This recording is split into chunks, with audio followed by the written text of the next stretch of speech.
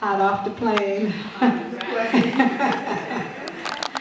First, I want to give all praise to the holiest of holy, the Most High, Yah.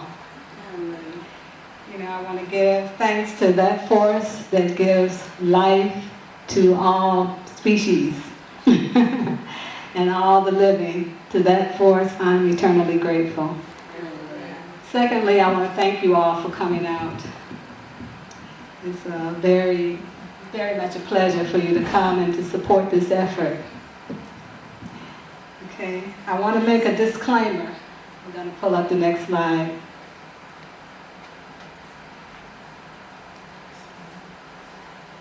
As I start, I'm going to start with a disclaimer that this presentation is not for the purpose of indoctrination, simply sharing information and giving us some things to think about, to move forward on. The purpose of this presentation is to expose our communal family, friends, and associates to a more detailed and intensified view of what has been spoken of in general terms as the Ascension. Okay. I'll take this moment to say that I intend to give later presentations to also explore Ascension techniques. This night is basically Ascension concepts, an overview of Ascension concepts. But we also plan to speak on Ascension techniques, and we'll have another venue where we will speak on foods, herbs, and supplements that support the Ascension. So let us take note that the process of Ascension it has a general nature to it, and it can be recognized. But as with all experiences, it has a personal aspect. And that personal aspect is unique to each individual. And it's upon that individual to document his experience as he goes into higher states of consciousness. Okay, and before I get into the topic, I want everybody to realize that I'm taking you on a special journey tonight, a specific journey. But I want you to understand that we're always journeying, because our journey is life. Life is a journey. A lot of times this journey is really related to what we call the life force. Sometimes it's called the spiral force, which is an equation that's been called phi, P-H-I, the spiral force, which means that this energizing force, it keeps one moving into higher levels, and everyone moves at their own pace. This can be seen, this spiral force can be seen in so many aspects of our life. We can see it in our body. The equation or the ratio or golden mean sometimes is called phi. It makes us look human. It's what determines the length of our arms as it relates to the length of our body. It's that ratio, 1.68. And this number goes on to infinity. It never stops. And that's what the life force does. You would say the ratio of where our nose sits from the top of our head, that's phi. That's that spiral force seen in our bodies. We can see it in our DNA spirals. It's ever going up. Also, our hair comes out of the top of our head in a spiral to show all things in life, all life on the planet Earth is enlivened by that spiral force, okay, which is life. So we want to show you. You just sit back and relax, go on this journey. If you can't envision that we're on a journey and you can see it as above and so beneath as it is beneath. We saw it in the DNA and the hair. We see it in the seashells, but we also see it in the heavens. And if you can't imagine it, just sit back for a minute and go on this journey. All right, Bakuya?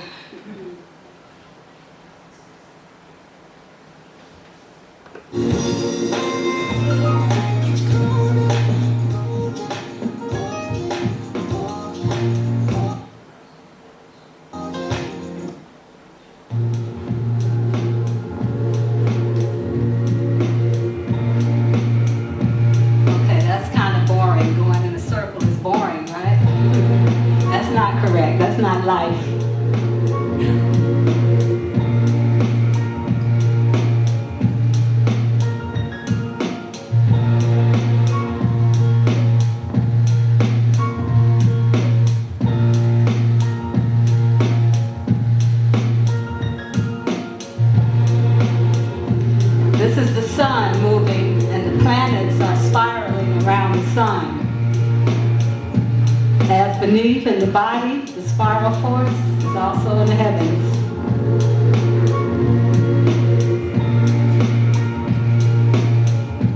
Husband to wife.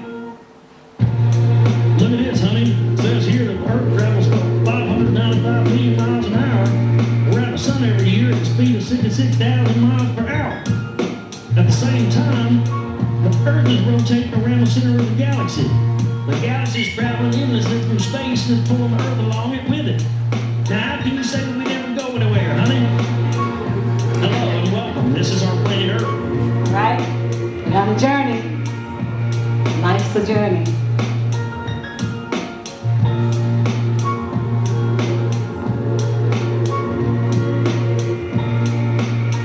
Question is, where are we going? Right. We'll find out. We'll keep journeying.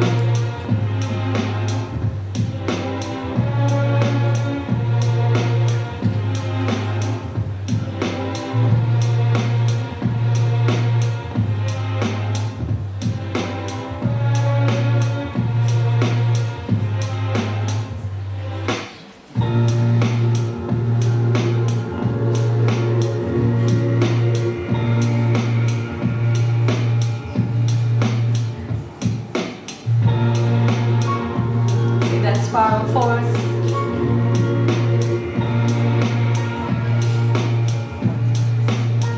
We're not going in a circle, we're spiraling higher and higher. It's a geometry.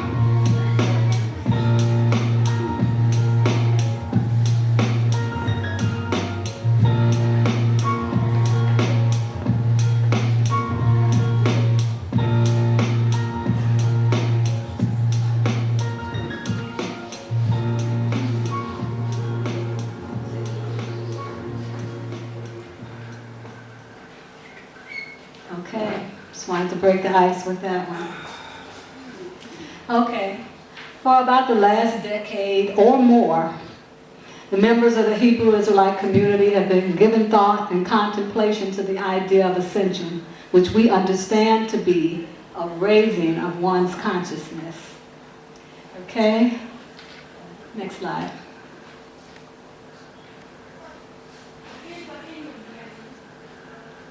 So we've come here tonight to give more clarity and form to our observations of the ascension process. We want to look at this process as a distinct physiological and psychological phenomena. It has actually been explored and measured and observed. With that being said, it is imperative that we realize that many scientists, which are biologists, physicists, metaphysicists, researchers, writers, and lay people are giving attention to the occurrence of the ascension process. It is not just the community of Dimona which has been giving attention to this concept, but many around the planet. Okay, next slide. I'm going to show a few examples, just a few, because many people, for one. This is a group called the Kundalini Research Network. And this word Kundalini is an ancient term, and that's important that you realize that, because this phenomenon of ascension or higher states of consciousness has been going on ever since, from time before time, prehistory. This process has been taking place. Okay, so this is an ancient Sanskrit word that talks about the energy that moves within someone that is going through a higher state of consciousness. So the Kundalini Research Network, here it says the Kundalini Research Network is an international group of healthcare professionals, researchers, scholars, and individuals interested in the transformative power of consciousness, known in the yogi tradition as Kundalini. Again, they're saying this is a transformative energy and a transformative power that is locked away inside of each and every one of us. Okay? The Kundalini Research Network is dedicated to exploring and supporting this remarkable facet of our humanity. Next slide.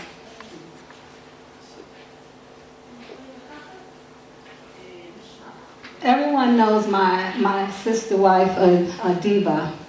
And one time Adiva was here doing the body talk modality, and lots of people participated. And the developer of body talk, his name is John Veltheim. And I'm just going to read a little bit of what he's talked about, this energy of ascension, this energy of expanded consciousness. He says, for thousands of years, Kundalini awakening has been viewed in many cultures as a primary goal and the greatest blessing one can have in a lifetime. The nature of this blessing can take many forms because the range of possible experiences caused by the activation of Kundalini encompasses all mental and physical types of experiences, as well as transpersonal and transcendental types of experience. Next slide, please. Just want to make a note, also, if you could put your phone on silent, or put it on rock regular, appreciate it.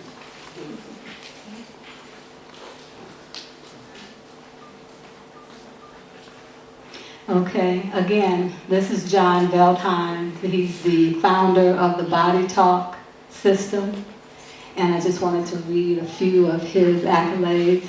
Dr. John Veltheim, he's a DC, which is a doctor of chiropractic. He has a BAC. He's the founder of the Body Talk system and the International Body Talk Association. Dr. Veltheim is a chiropractor, a traditional acupuncturist, a philosopher, a Reiki master, a lecturer, and a teacher. Again, this phenomenon and idea of ascension, higher states of consciousness, is moving across the planet, has been, always has been, and today is being explored and noticed.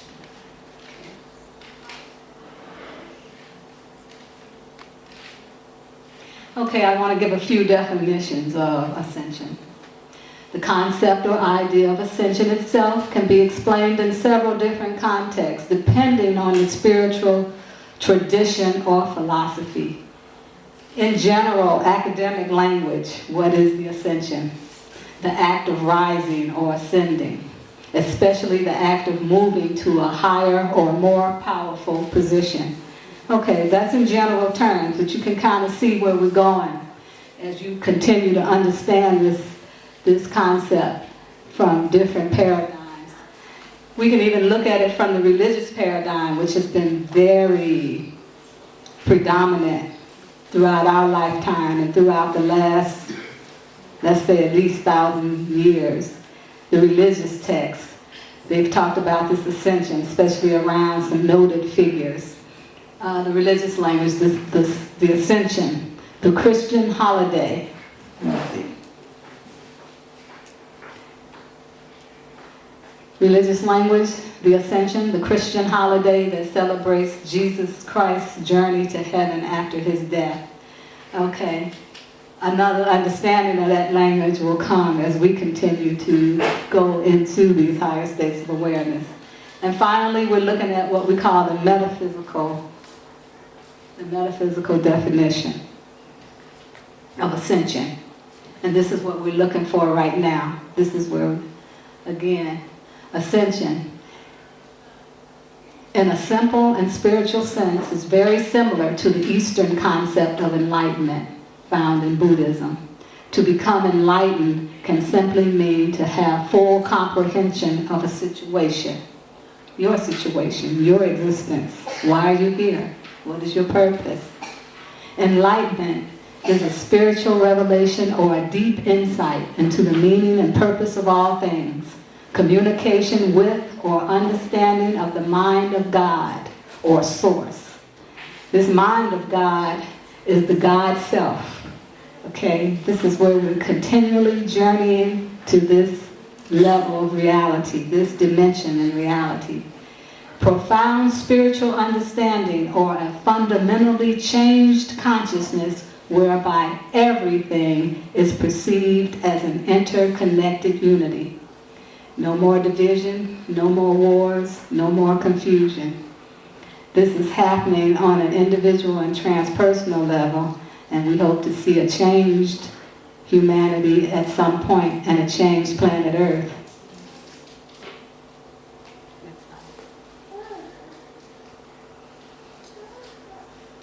The Ascension, which is also called by other names. Again, you heard me say the word Kundalini awakening. You heard me say the word enlightenment. Okay? It's been observed in ancient cultures and is under scientific documentation at this present time. Thusly, the knowledge and the attention that has been given to the ascension process or phenomenon has caused it to be observed and measured with regard to actual biological, physiological, and psychological changes that take place within the body. Now, in the body, that includes in the brain. But in the brain, there's something running through there, a consciousness that we call mind. And when an individual undergoes a full or an even partial ascension process, there's something that also takes place within the body. The mind cannot change without the physiology changing. And this is what we're here to touch base with tonight, to actually show you that this phenomenon can be measured. When you go through this process, you know that you're going through this process. Okay? There's no mistaking it.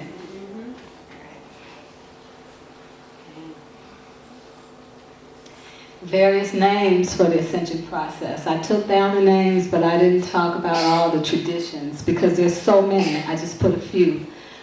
The energy it's sometimes called enlightenment, Kundalini awakening. It's called moksha. It's called serpentine fire, because you feel it. It's called Shakti. Common terms used for the process of the awakening is called metamorphosis, spiritual alchemy, spiritual acceleration, the inner marriage, the sacred marriage, even Kabbalah, the passion, and even the great bliss. I want to stop here for a minute. Well, when you look at these terms for this process of coming into this awakening, you can also see something that puts you in the idea of being at peace or being whole. The word shalom comes into mind. Shalom meaning at peace, meaning being complete, being in perfection. This is a spiritual alchemy. That's why they call it the inner marriage. They call it the sacred marriage. They call it the receiving, Kabbalah, the passion, because when people go into these states, they go into such states of bliss and love and energy. It's also called the great bliss.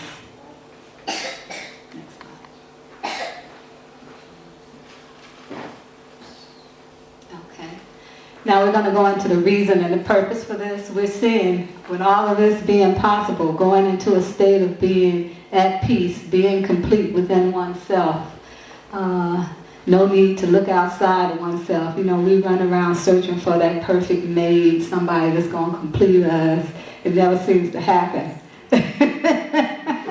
But you know, once you become complete, you can have some really good relationships with others who have found peace and completion within themselves. Again, this is a spiritual awakening. Okay? So what is our reason and our purpose for ascension? The ascension process is an evolutionary process. We're headed there, whether we're trying or not. It has to happen. Again, that spiral force is pushing us there in this lifetime. It's been happening all throughout life. But right now, at this day and time, it's being talked about that we're right in the transition of going to another level of consciousness. We're on the end of the lower levels where we've been here on this planet Earth, experiencing a lot of war and chaos on a beautiful planet, experiencing a lot of confusion, a lot of sadness, a lot of disappointment. We're coming to the end of that because that spiral force, that life journey is pushing us to the next level. Okay, so let's look at this purpose again for going to this level. The ascension process is an evolutionary process which on a spiritual level involves the raising and expansion of human consciousness. This will create a much more highly evolved planet and a much more highly evolved human being. Everything is energy. Again, we're always traveling and moving. And nothing is at rest. Ascension involves the raising of one's energetic vibration or personal energy signature. Again, I want to say we're moving around in an energetic field.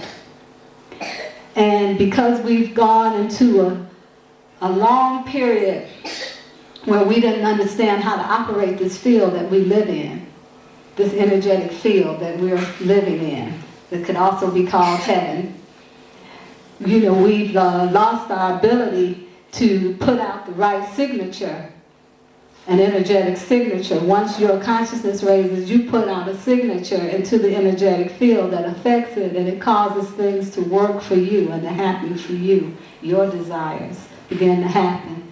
So again, ascension involves the raising of one's energetic vibration. You become more alive, you become more energized, you become more connected with the universe, with the field, with heaven. And you put a signature out there that allows things to happen. Plus you know what needs to happen because you're in the right frame of mind at this time when your consciousness is raised. This results in the development of a more fine-tuned awareness of the interconnectedness of all things. So you'll make better decisions when you put that energy out. It also allows one access to the higher dimensions, planes of reality, levels of consciousness beyond the 3D level of awareness. Ascension and the signs and symptoms associated with it are occurring on a personal and a planetary level. So this slide is saying that it's happening collectively for all of humanity, and even all of the plants and the fauna and the animals, all of that is changing. We're right on the verge of making another change. Can you back that up a little bit? I wanted to express something about being in the 3D level. Before we leave here tonight, I think we'll understand what the third dimension is a little more. Again, we're living in what's called the third dimension, which is a very physical aspect of our existence. But there are more non-physical aspects of our existence. There are energy bodies around us. They actually overlap this physical body. But right now, at the lower planes where we've been dwelling in our consciousness, we see ourselves as these bodies. But we're so much more than these bodies. We are actually connected to all that exists. And we actually have a level of control with that. The thing is, we have to reconnect to the higher levels of self. Again, you may call it the God self, but there's stages. And we're going to show that tonight. We're going to show these levels and stages of our existence. We are multi-dimensional. We have the physical self and we have the non-physical self. Okay, so we're about to come out of 3D. We're about to come out of third dimension and go into higher dimensions, fourth and fifth. Okay, so we're just going to touch upon this because this is a very vast subject.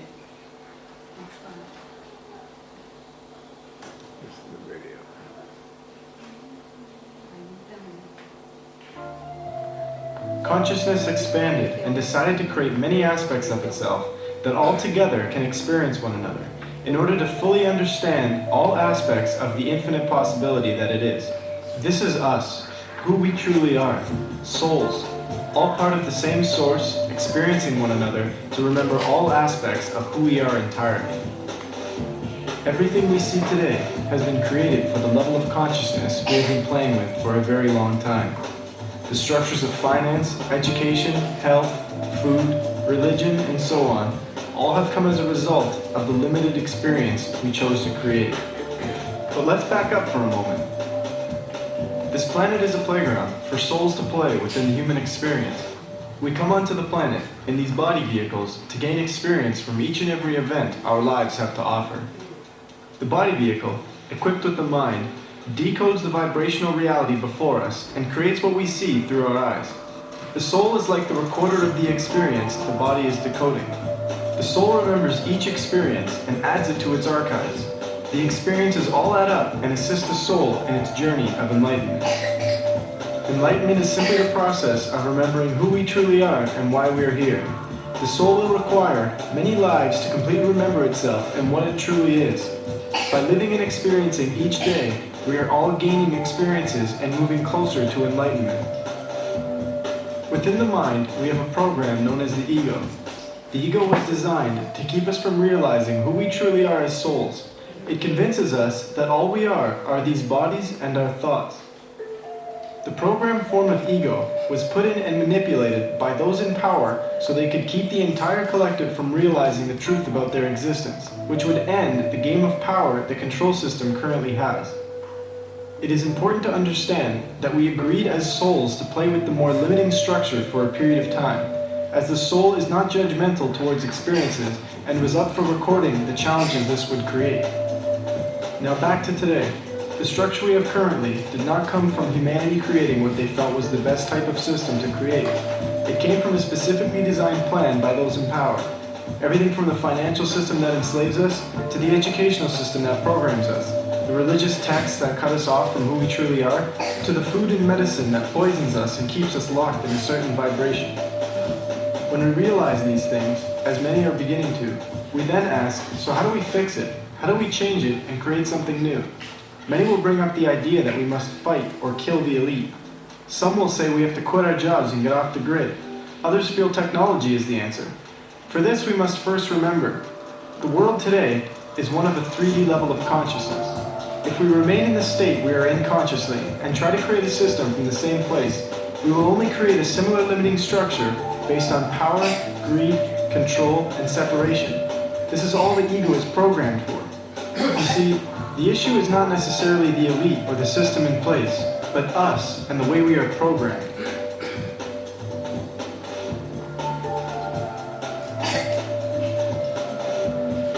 No problem can be solved from the same level of consciousness that created it. Again, you hear that? No problem can be solved from the same level of consciousness. Can I say that in the microphone?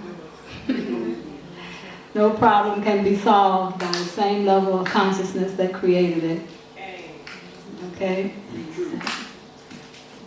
So, again, what we have to realize that we have a purpose to ascend and go to higher levels of consciousness, because you see these particular characteristics, or what would I call them, characteristics or traits, power, greed, control, and separation.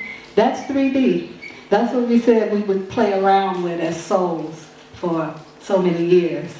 It's been a long time. It's been a long time. I remember someone singing this song about, oh, will I see you after the journey comes to an end? 6,000 years. I don't know how long it's been. I hear a lot of different figures. But as souls, we've been dwelling on this plane for a long time. Are we ready for a change? Yeah. All right. So again, the problem is not the system, so we have to change.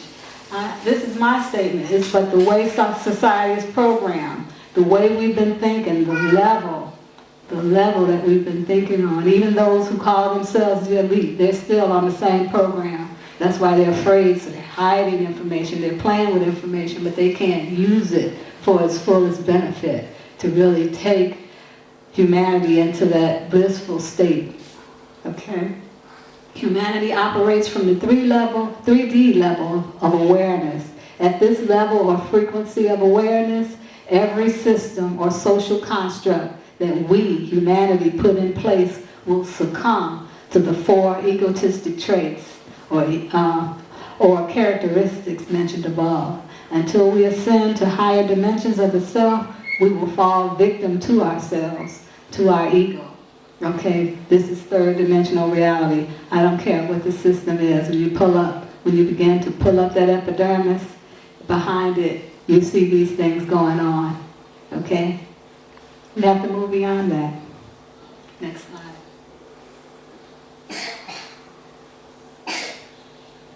And again, we agreed to go through that. Sometimes we look, I do want to say that those traits taught us something. It taught us that we didn't want that.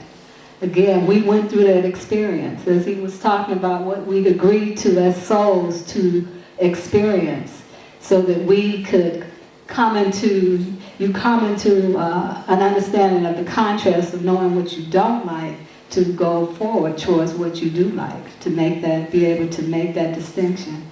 So we've been going through an experience for the purpose of our own elevated understanding. So I'm going to quote from a book to tell you that the map is with us. This book is called Spontaneous Evolution, and this was written by Bruce Lipton. And he, again, is talking about this spontaneous evolution of humanity that must take place, this higher level of consciousness that it's being forced by the spiral force. We have to go higher. We've stayed on a certain plane for long enough. Everyone is realizing we can't stay here. We can't be stagnated.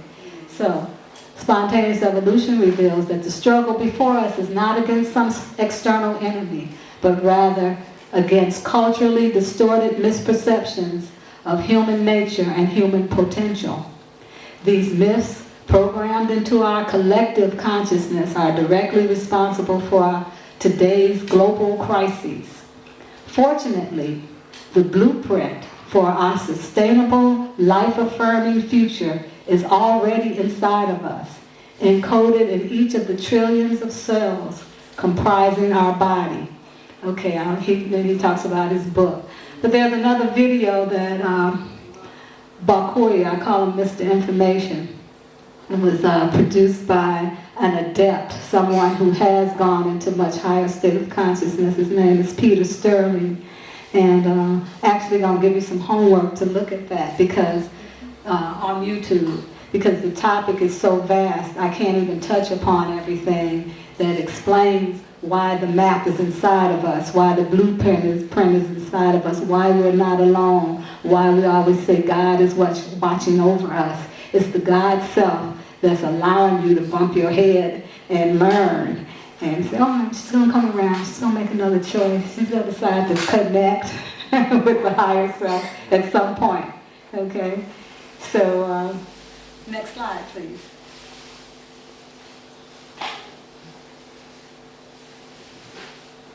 Why are we so unaware of the bridge that exists between the physical and the non-physical or spiritual self, which has a multi-dimensional component and is also difficult to comprehend? Why are we seemingly so stuck? Again, there are many different answers. Some say that because we chose this, we decided to have this experience so we would know that this is not the total experience that we want. You know, others say, well, someone's trying to hold us here. They're holding us here because they're going through the experience too. And there are some who believe that they're getting over or whatever, but they're going through the same chaos, the same kind of suffering in various ways. So again, there are some ways in which those who are in power have, because they're on that level, they've been trying to keep themselves in a little bit of what we call, they think, an advantage.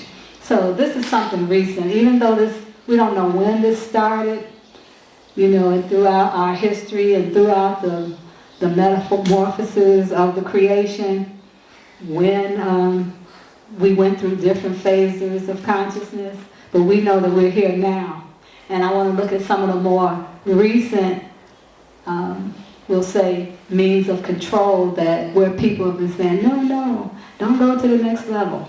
You know, so they're putting things in your way, putting stumbling blocks, putting information. So here I'm reading, it says, somewhere between the time of Newton, Isaac Newton, in the early 1700s, and the age of enlightenment in the late 1700s, tension eased between the upstart paradigm. There was an upstart paradigm in the 1700s, and it was called modern science. And it had a little tension between it and the dominant church-controlled monotheistic paradigm. You know, it's like, who knows what's going on? Well, God knows. But, you know, no one really knew God. Only a few people claimed to know God. So, again, what they did is they came to an agreement of how we're going to keep our advantage by conveniently dividing